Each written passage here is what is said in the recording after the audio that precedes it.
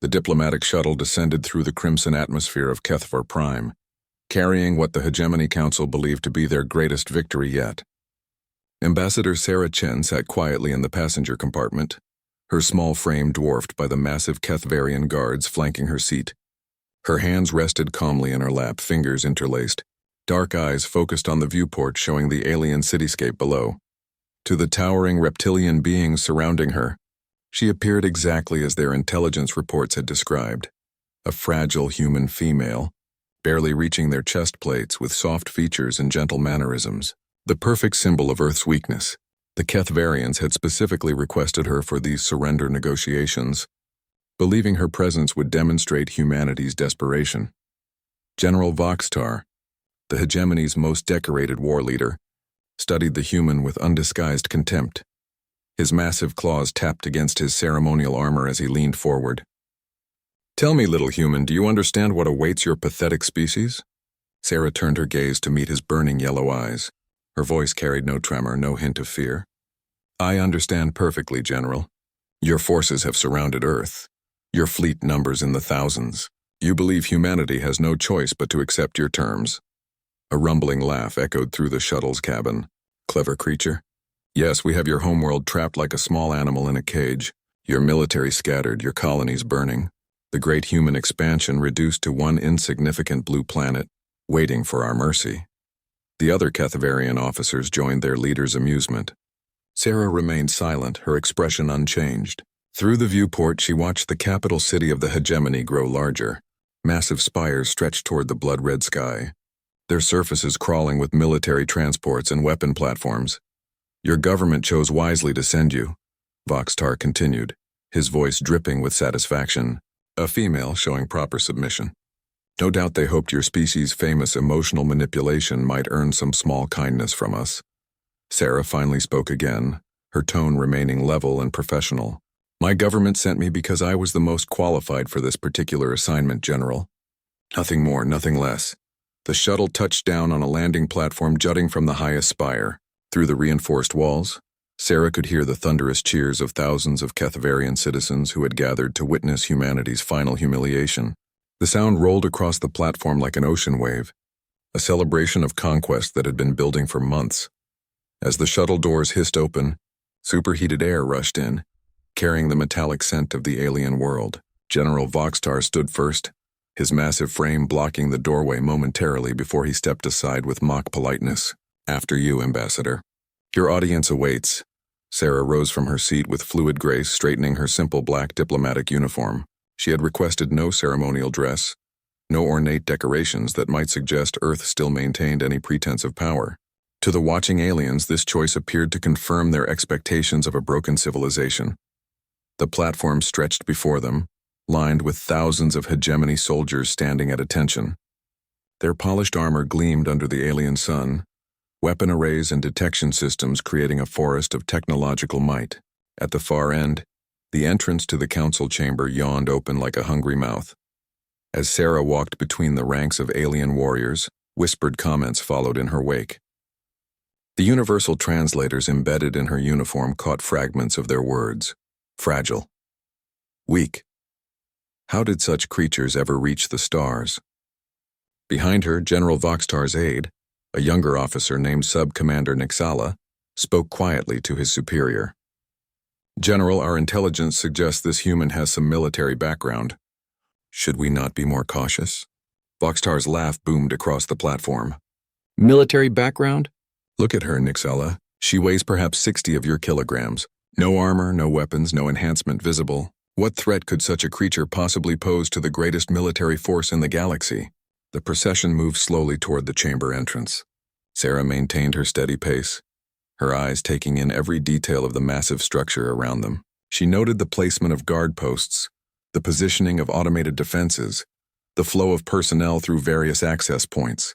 Her observations appeared casual, the natural curiosity of someone seeing an alien world for the first time.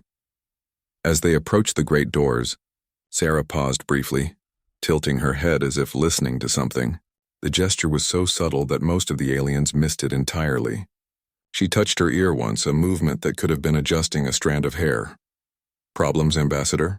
General Voxtar inquired, his voice carrying a note of mockery. Sarah smiled for the first time since leaving the shuttle. It was a small expression, barely visible, but something in her eyes had changed. The quality of her stillness shifted almost imperceptibly. No problems at all, General. I was simply admiring your impressive facility. The massive doors began to swing open, revealing the vast amphitheater beyond. Thousands of hegemony representatives filled curved seating tiers that rose toward a domed ceiling, painted with scenes of conquest. At the center, an elevated platform held a simple table and 2 chairs, one obviously designed for human proportions. "Welcome to your species' final chapter," General Voxtar declared as they entered the chamber. The assembled crowd erupted in another thunderous cheer, the sound reverberating off the walls like a physical force.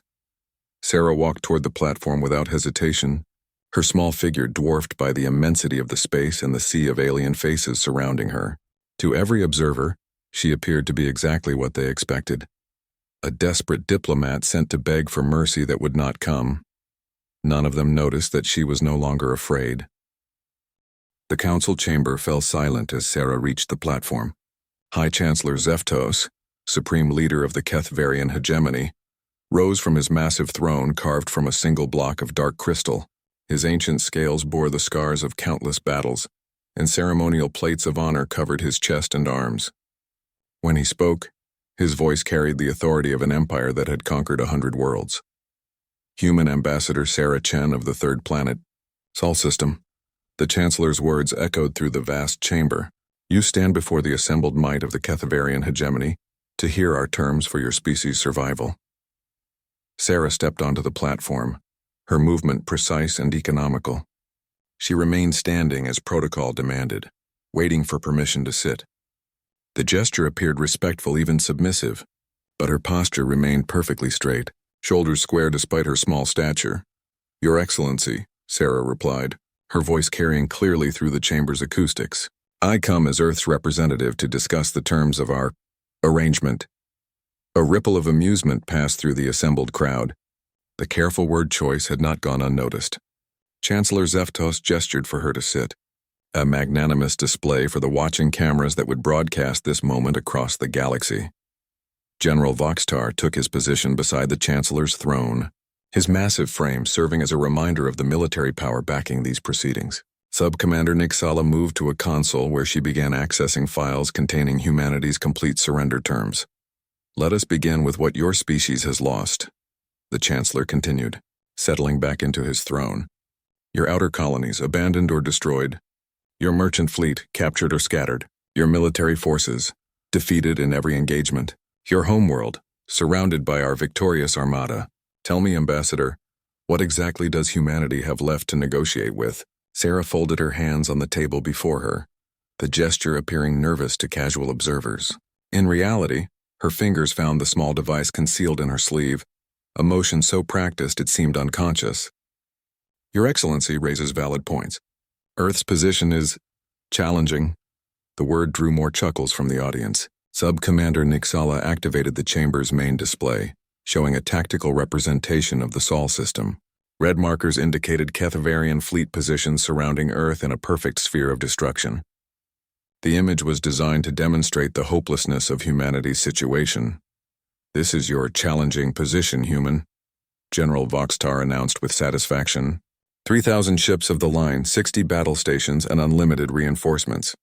Your entire planet has become our target range.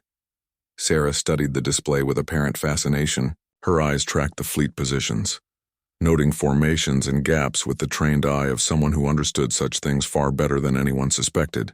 "An impressive deployment, General. Your strategic planners clearly understand the importance of overwhelming force." "Indeed they do." The Chancellor leaned forward, his massive form casting a shadow over Sarah's smaller figure. "Which brings us to our terms. Your species will surrender all claims to space travel. Your population will be relocated to designated preservation zones. Your technology will be confiscated and studied. Your leaders will be held accountable for the crime of expanding beyond your homeworld." The chamber erupted in approving roars. Sarah waited for the noise to subside before responding. "Those are comprehensive terms, Your Excellency. I assume you have documentation for my government's review." Sub-Commander Nixala approached the table with a data tablet containing the formal surrender document. The terms filled hundreds of pages with detailed requirements for humanity's complete subjugation. Sarah accepted the device with steady hands, her expression thoughtful as she scrolled through the requirements. "You have 1 standard hour to review these terms," the Chancellor announced, "though I suspect the content will be obvious to someone in your position." General Voxtar stepped closer to the table, his shadow falling across Sarah's small form. "Tell me, Ambassador, what was your role in your species' military?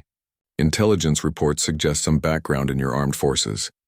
Sarah looked up from the tablet, meeting the General's predatory gaze without flinching. "I served for a time, yes. Nothing significant by your standards, I'm sure. Modest as well as small. What was your specialty, little warrior?" The General's tone carried mockery, but Sarah detected genuine curiosity beneath it. "I was involved in training programs," Sarah replied simply. "Preparation for various scenarios our leadership thought we might encounter." The answer satisfied the General's casual interest. Training programs sounded appropriately mundane for such an unremarkable human. Around the chamber, representatives began to relax, confident that this diplomatic formality would conclude quickly. Sarah continued reading the surrender terms, occasionally pausing to make notes in the margins. Her handwriting appeared neat and careful, the marks of someone taking the document seriously. What the watching aliens couldn't see was the pattern emerging in her annotations. Coordinates and timing marks disguised as diplomatic observations. "Your hour grows short, Ambassador," the Chancellor observed after 40 minutes had passed. "Have you found anything unexpected in our generous offer?" Sarah set down the tablet and looked up at the assembled crowd. For the first time since entering the chamber, she smiled genuinely. The expression transformed her face completely, revealing something that had been hidden beneath her diplomatic mask. "Actually, Your Excellency, I have found something quite unexpected."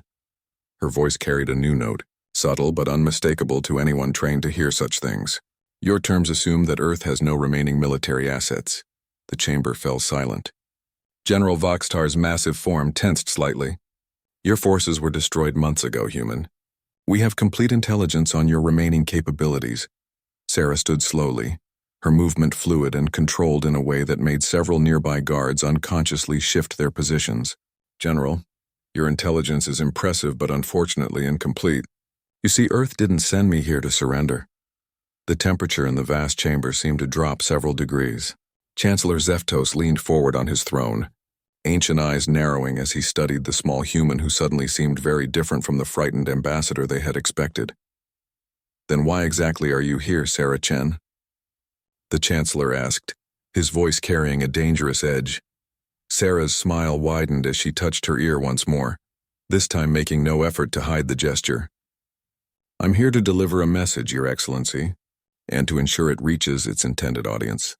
General Voxtar's hand moved instinctively toward his sidearm, but Chancellor Zeftos raised a massive claw to stop him. The ancient leader's predatory instincts had been honed through centuries of warfare, and something about the human's sudden transformation triggered every warning signal in his experienced mind. "Interesting development," the Chancellor said carefully, his voice carrying across the now silent chamber. "Please, Ambassador Chen, enlighten us about this message you carry." Sarah remained standing beside the table, her posture relaxed but somehow more present than before. The nervous diplomat had vanished, replaced by someone who moved with unconscious precision and spoke with quiet confidence. "The message is quite simple, Your Excellency. Earth thanks you for gathering your entire fleet in one location." A confused murmur rippled through the assembled representatives. Sub-Commander Nixala quickly accessed her tactical displays, confirming that their fleet positions remained unchanged around the human homeworld. Nothing appeared different about Earth's defensive situation. General Voxtar stepped closer, his massive bulk towering over Sarah's small frame. "Explain yourself, human. Our forces maintain complete control of your system. Your planet cannot even launch a communication satellite without our detection." Sarah nodded appreciatively. "Your sensor network is indeed impressive, General. It detected every ship Earth built, every weapon we deployed, every defensive platform we constructed. Your intelligence gathering was thorough and professional." The compliment seemed to relax the Kethvarian officers slightly. Sarah continued, her tone remaining conversational. Of course, your sensors were designed to detect Kethvarian technology and its known variations. They're quite sophisticated in that regard. Chancellor Zeftos leaned forward on his throne. Are you suggesting your species developed something our instruments cannot detect? Impossible. Our technology surpasses yours by centuries. Oh, I completely agree, Sarah replied with genuine sincerity. Kethvarian technology is far superior to anything humanity could build using conventional approaches. Which is why we didn't try to match your capabilities directly. The chamber's tension thickened as alien minds began processing the implications of her words. General Voxitar activated his personal scanner, sweeping the area around Sarah for any concealed weapons or devices. The device registered nothing beyond the standard diplomatic equipment they had already cataloged. Your scans show nothing because there's nothing to find, Sarah explained, noting his actions. I carry no weapons, no hidden technology, no surprises in that sense. My equipment is exactly what it appears to be. Sub-Commander Nixala's tactical display suddenly flickered. A moment later, her console began registering impossible readings from the fleet positions around Earth. Ships that had been motionless for months were reporting minute course corrections, adjustments so small they fell within normal station-keeping parameters. General, Nixala called out, uncertainty coloring her voice. I'm detecting minor position shifts across the fleet, within acceptable margins, but General Voxtar glanced at the readings, then back at Sarah. Coincidental maintenance adjustments. Nothing more. Sarah's smile remained constant. Actually, General, your ships are responding exactly as designed. Kethvarian fleet doctrine emphasizes formation integrity and coordinated movement. When one ship adjusts position, others automatically compensate to maintain optimal spacing and coverage. The implication hit the senior officers simultaneously. Chancellor Zeftos rose from his throne, his ancient frame radiating sudden alertness. What have you done?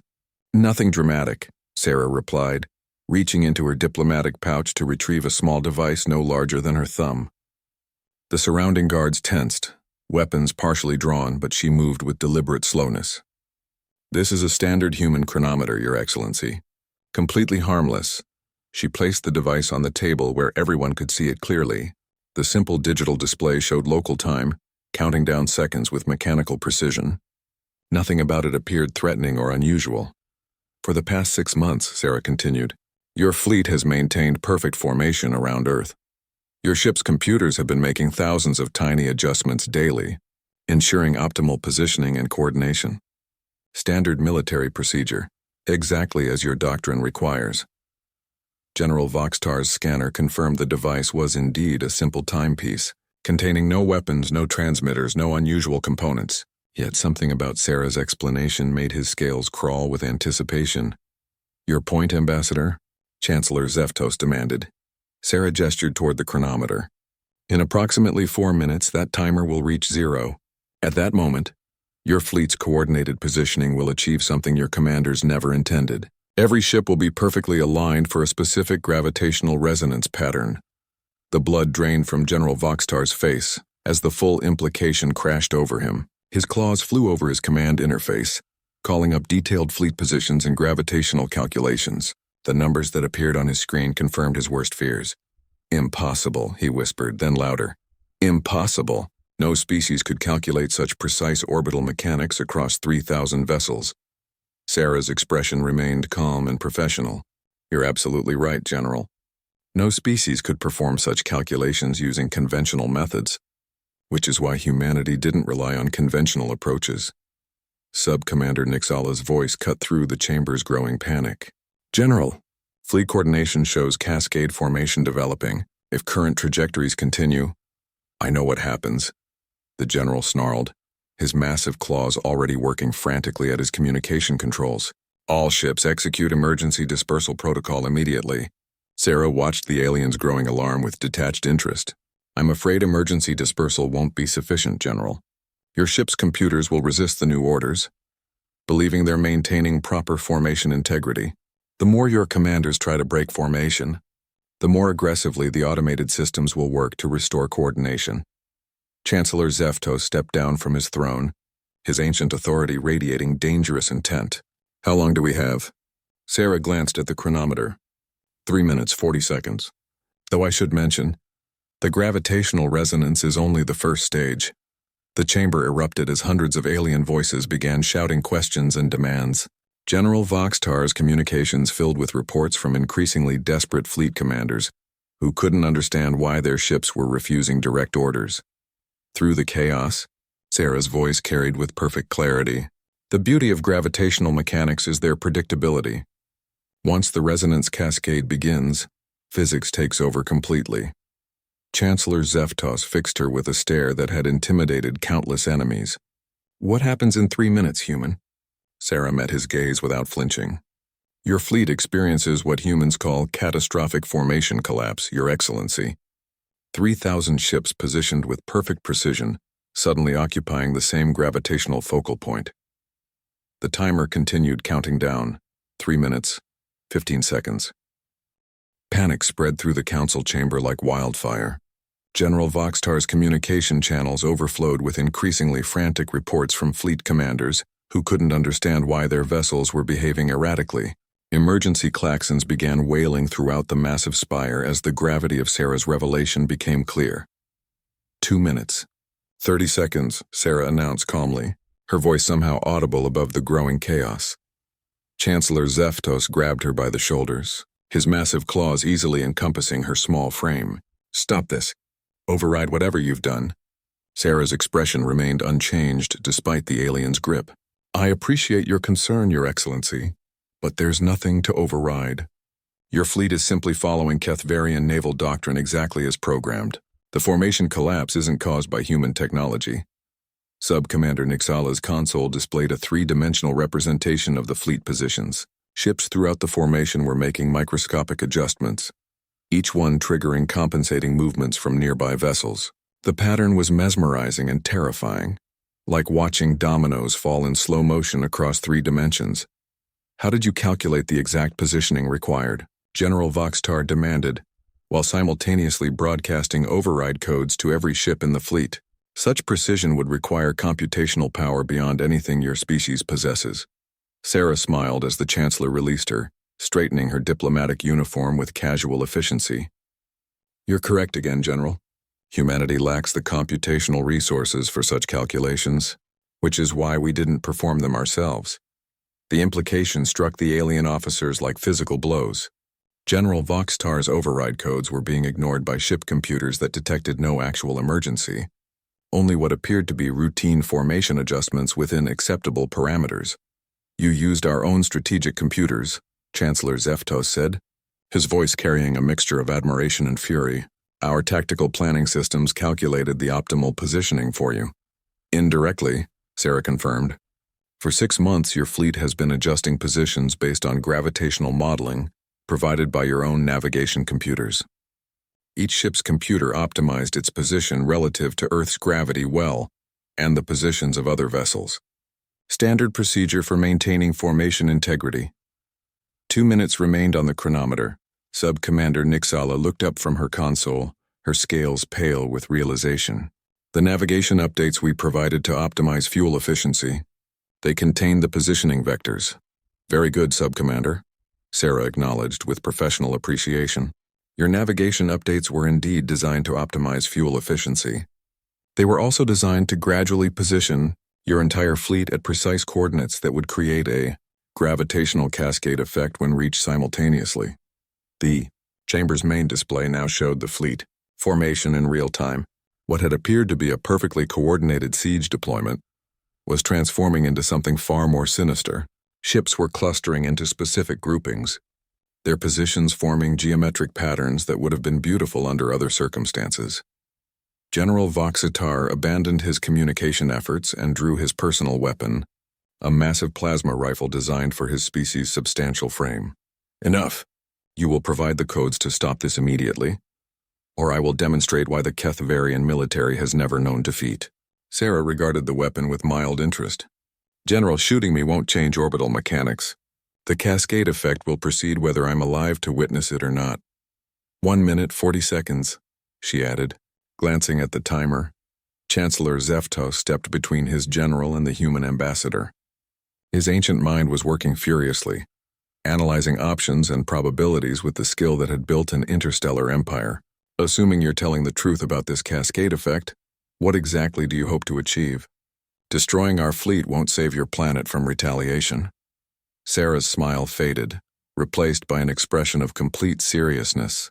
Your Excellency, destroying your fleet was never the objective. That would be wasteful and ultimately counterproductive for both our species. The statement caught everyone off guard. General Voxtar paused with his weapon half raised, confusion replacing rage on his scarred features.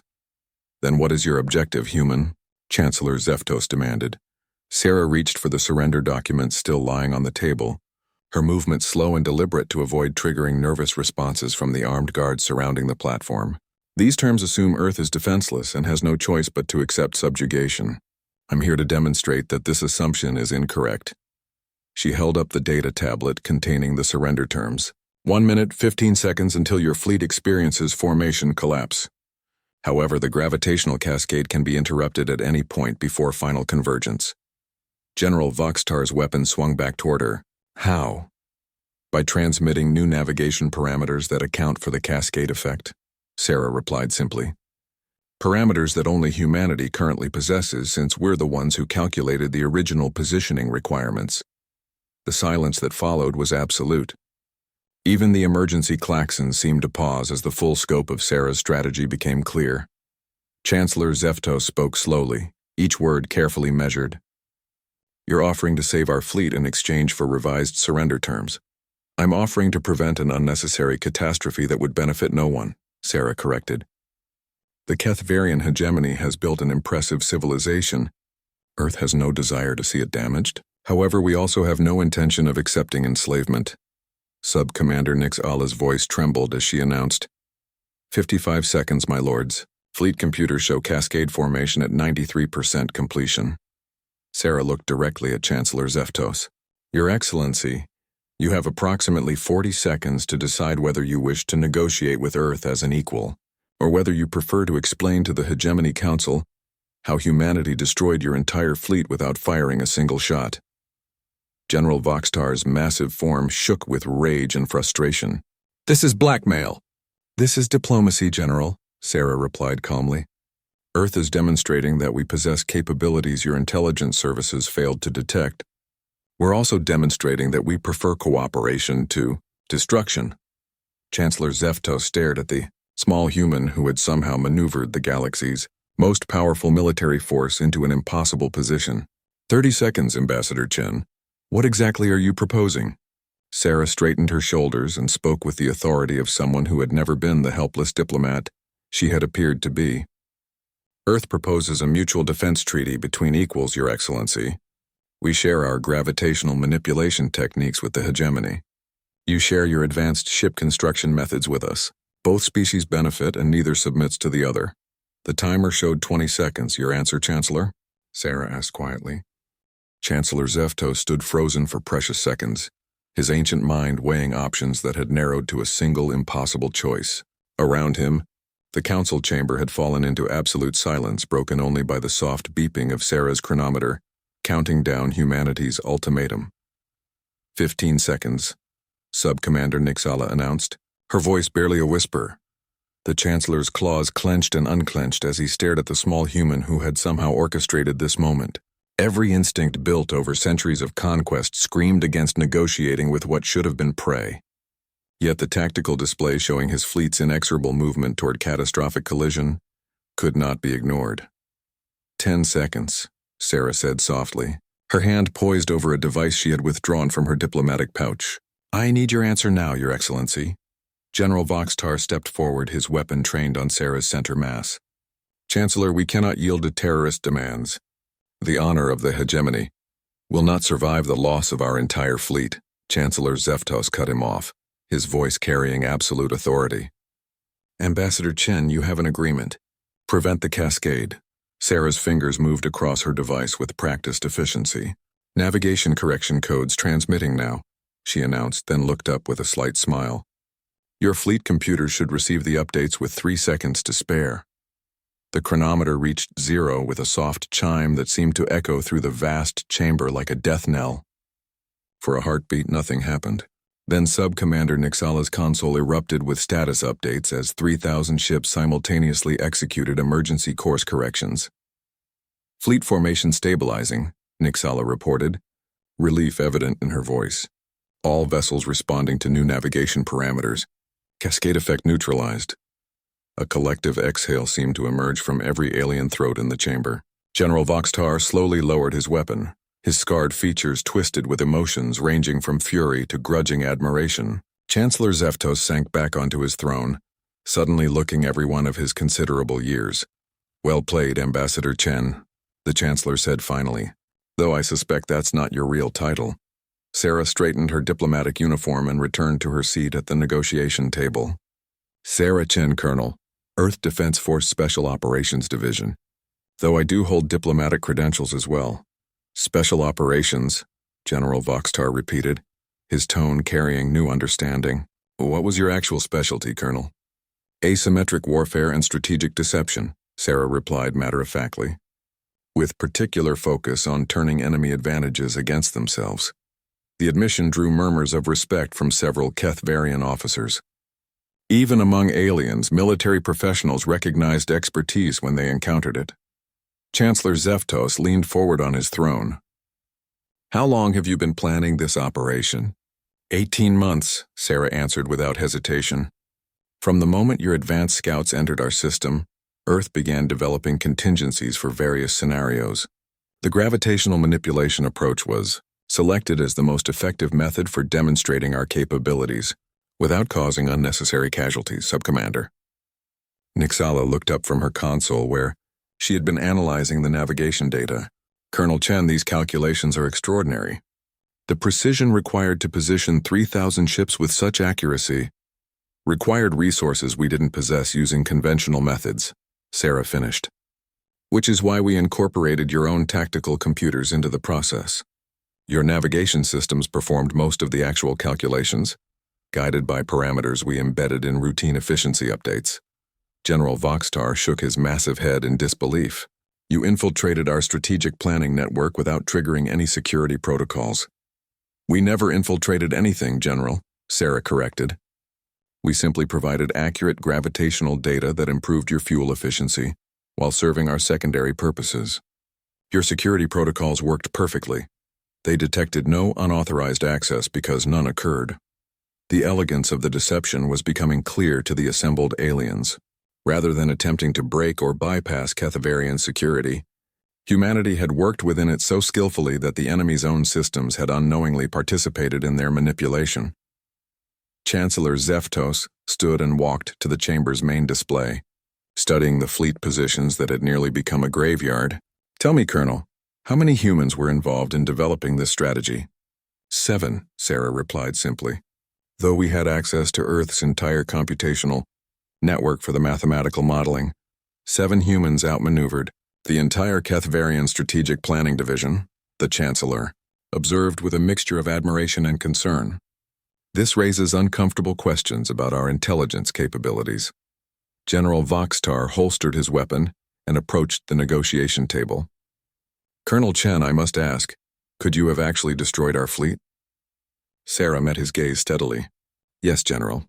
The cascade effect would have resulted in multiple gravitational collisions, destroying approximately 90% of your vessels. The remaining ships would have been too damaged to maintain formation."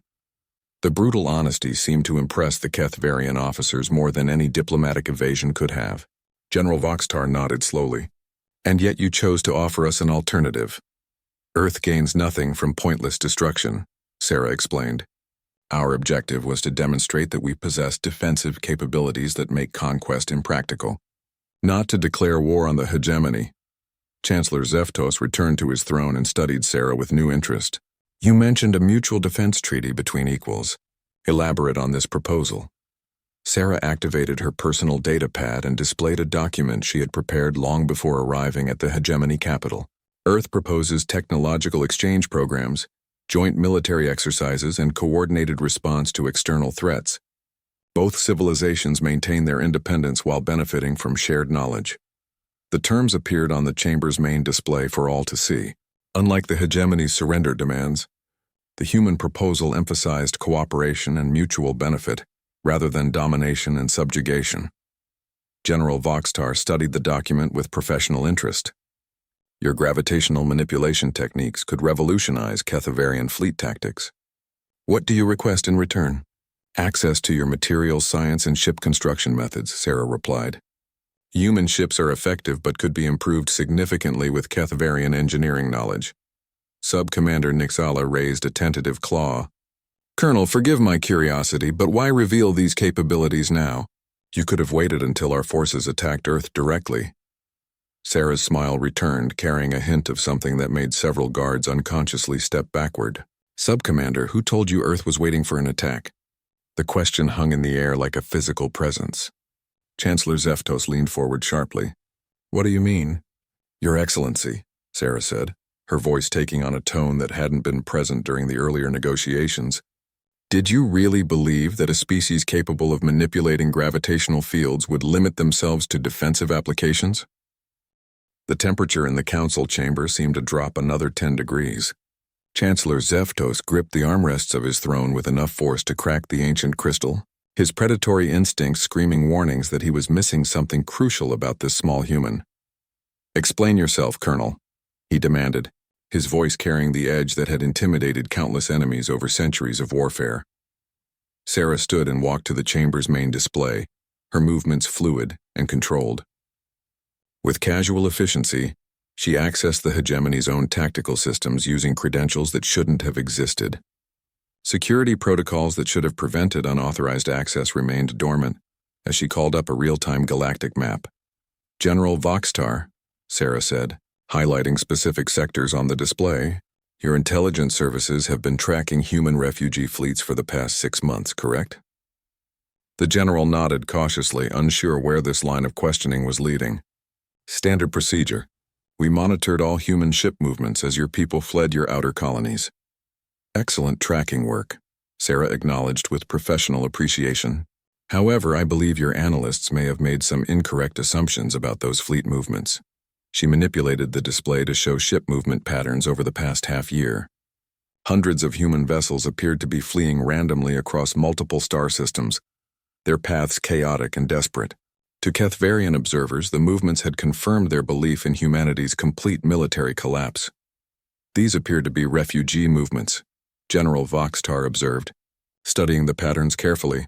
They do indeed, Sarah agreed, which was entirely intentional. However, I'd like to draw your attention to the mathematical precision hidden within this apparent chaos.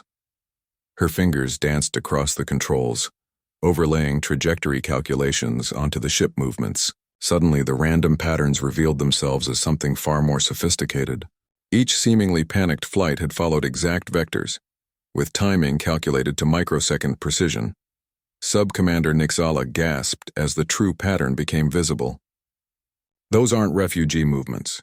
They're deployment vectors. Very good, Sub-Commander, Sarah confirmed. For 6 months, while your forces concentrated around Earth, humanity has been positioning assets throughout this entire sector of the galaxy. Chancellor Zeftos rose from his throne, his massive form radiating dangerous alertness. Assets? What kind of assets? Sarah smiled with genuine warmth for the first time since revealing her true nature. The same kind that just saved your fleet from catastrophic collision, Your Excellency. Gravitational manipulation platforms, disguised as civilian evacuation ships and positioned at strategic points throughout hegemony space. The implications crashed over the assembled aliens like a tidal wave. General Voxtar's claws flew over his command interface, calling up detection reports from the past months. Impossible! Our sensors would have identified any military technology. Your sensors performed perfectly, General, Sarah assured him. They detected exactly what they were designed to find: civilian ships, refugees, and standard human technology. Unfortunately, gravitational manipulation doesn't require exotic materials or energy, signatures that your instruments would recognize as weapons. She gestured toward the display showing hundreds of human ships scattered across dozens of star systems. Each of these vessels carries the same basic equipment that prevented your fleet's destruction: computational systems capable of precise gravitational modeling and small-scale field generators. Chancellor Zeftos studied the map with growing horror. Small-scale generators that could be networked together to create large-scale effects, Sarah confirmed. A single platform can nudge an asteroid into a new orbit. A dozen platforms working in coordination can destabilize a planet's rotation. 100 platforms, she paused, allowing the implications to sink in fully. Could collapse a star? General Voxtar finished, his voice barely above a whisper. Sarah nodded gravely.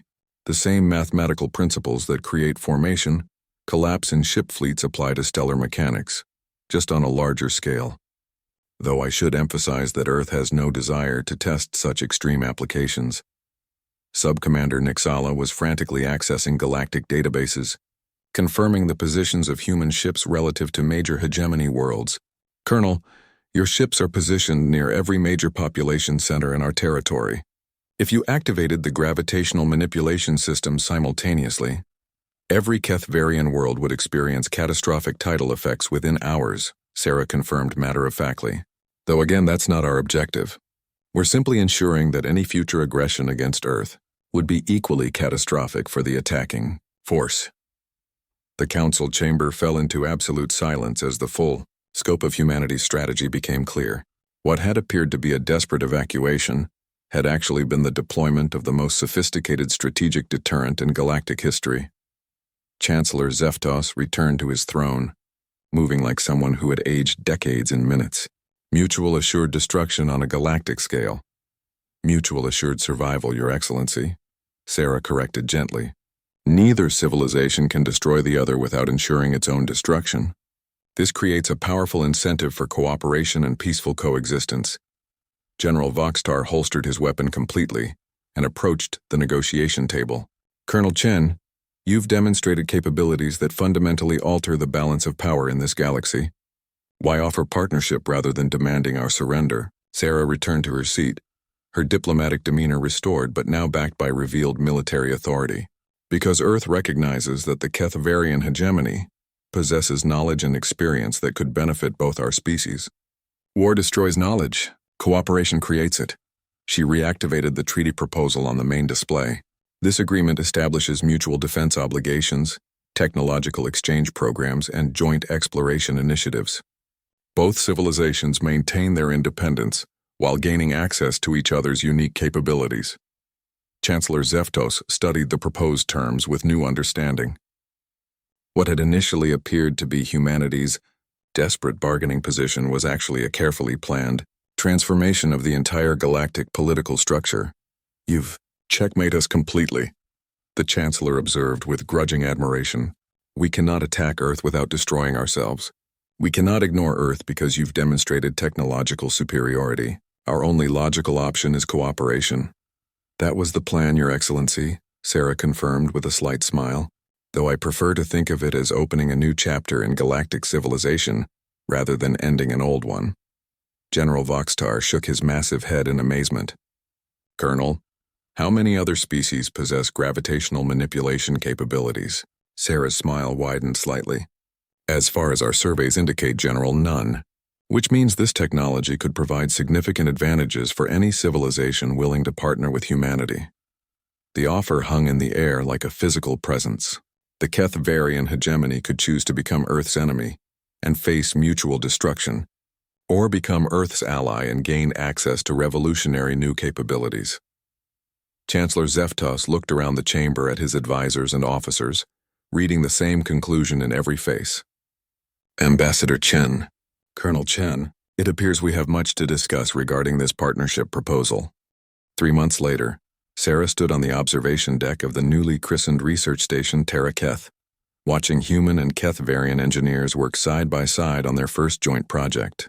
The massive facility orbited at the gravitational balance point between Earth and the hegemony capital, a symbol of the partnership that had emerged from what should have been humanity's surrender. General Voxtar, now bearing the title of Alliance Defense Coordinator, joined her at the massive viewport. His scarred features had grown accustomed to expressing something other than predatory menace, professional respect, and occasionally, what humans might recognize as friendship. The prototype vessels are exceeding all projected capabilities, he reported, gesturing toward the construction bays where sleek ships combined human gravitational technology with Kethvarian engineering excellence. Your gravitational manipulation systems integrated with our hull designs create vessels that can reshape local spacetime while maintaining structural integrity. Sarah nodded with satisfaction. The materials science exchange has been equally successful.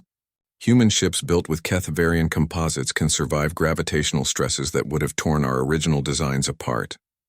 Through the viewport, they could see teams of both species working on various projects.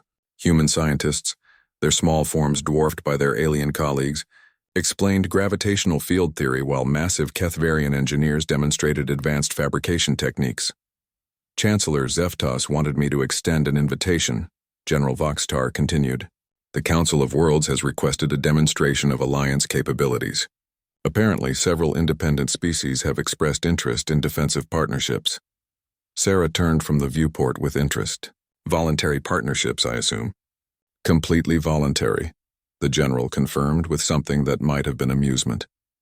Your species' reputation for turning enemy advantages against themselves has spread throughout the galaxy. Several civilizations have decided they would prefer humanity as an ally rather than risk becoming an example. The observation deck's communication system chimed softly, announcing an incoming priority transmission. Sarah activated the display to reveal Chancellor Zeftos speaking from his office in the hegemony capital. Colonel Chen, General Voxtar. The Chancellor's image nodded to each in turn. I have interesting news from our exploration division. Long-range surveys have detected what appears to be an unknown fleet approaching from outside our galactic sector. Sarah and General Voxtar exchanged glances. This was the scenario both civilizations had quietly prepared for. External threats that would test their new alliance. Size and composition? Sarah asked, falling automatically into military protocol. Preliminary estimates suggest over 10,000 vessels, the Chancellor replied. Technology signatures are unlike anything in our databases. They appear to be conducting systematic surveys of inhabited worlds. General Voxtar's expression hardened into familiar military alertness. Invasion reconnaissance. Standard procedure for species planning large-scale conquest. Perhaps, Sarah said thoughtfully, or exploration by a civilization that doesn't understand the social complexities of first contact. We should prepare for both possibilities. Chancellor Zeftos leaned forward on his display. Colonel, the Council requests your assessment of our combined defensive capabilities against this potential threat. Sarah activated the station's tactical systems, calling up strategic analyses that had been continuously updated since the Alliance formation. With current Alliance resources, we could defend approximately 70% of inhabited worlds in this sector, if faced with a full-scale invasion. However, those calculations assume conventional warfare tactics. And if we employ gravitational manipulation? The Chancellor inquired. If the approaching fleet follows standard formation protocols, we could potentially disable their entire force without firing conventional weapons, Sarah replied. Though that assumes their technology doesn't include countermeasures we haven't encountered. General Voxtar studied the tactical displays with professional interest.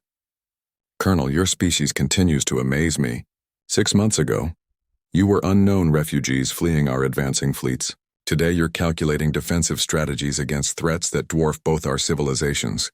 Sarah smiled at the observation. General, humanity learned long ago that survival often depends on making the impossible seem routine. We've simply scaled up our approach. The communication display flickered as additional information arrived from hegemony intelligence services. The approaching fleet had been detected by deep space monitoring stations, their course clearly directed toward inhabited star systems. Time to contact? Sarah asked, reviewing the new data.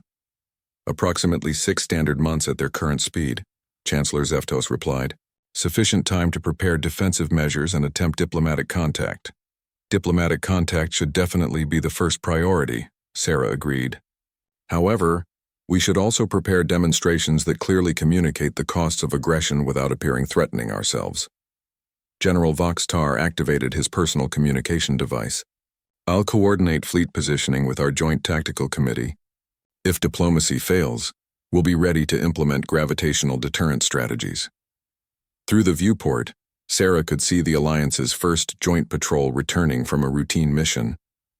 Human and Kethvarian crews working together had become commonplace in just 3 months.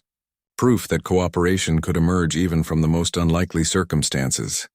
Chancellor, Sarah said, turning back to the communication display, I suggest we prepare a joint diplomatic mission. Human and Kethvarian representatives working together will demonstrate that peaceful coexistence is possible even between former enemies. An excellent proposal, Colonel. Who would you recommend for such a critical assignment? Sarah's smile carried hints of the strategic thinking that had transformed a galactic conquest into an alliance. Actually, Your Excellency, I believe I know the perfect candidates for this particular diplomatic challenge. General Voxtar looked at her with growing understanding. Colonel, please tell me you're not planning another impossible strategic demonstration. Not impossible. General, Sarah replied, her tone carrying the quiet confidence that had become her trademark, simply improbable enough that any civilization, witnessing it, will understand exactly why peaceful cooperation represents their best possible option. She activated the station's communication systems and began composing messages to both Earth and the hegemony capital. The Alliance had faced its first internal test when former enemies learned to work together. Now they would face their first external test against an unknown threat. As she worked, Sarah reflected on the journey that had brought her from a supposedly helpless ambassador to the architect of a revolutionary galactic partnership. Humanity had proven that appearing weak could be the ultimate strength, that strategic thinking could triumph over overwhelming force, and that the right demonstration at the right moment could transform conquest into cooperation. The unknown fleet approaching from beyond the galaxy would soon learn what the Kethvarian hegemony had discovered. Underestimating humanity was a mistake no civilization could afford to make twice. Outside the viewport, Alliance ships continued their patrols, each vessel a testament to what could be achieved when species chose cooperation over conquest. Whatever challenges lay ahead, Earth and its allies would face them together, with the full knowledge that the small, seemingly meek humans had proven themselves capable of reshaping the very fabric of galactic civilization. Sarah Chen, Colonel of Earth Defense Force Special Operations, smiled as she finalized the diplomatic mission parameters. After all, she had been trained for war, but she much preferred winning through peace.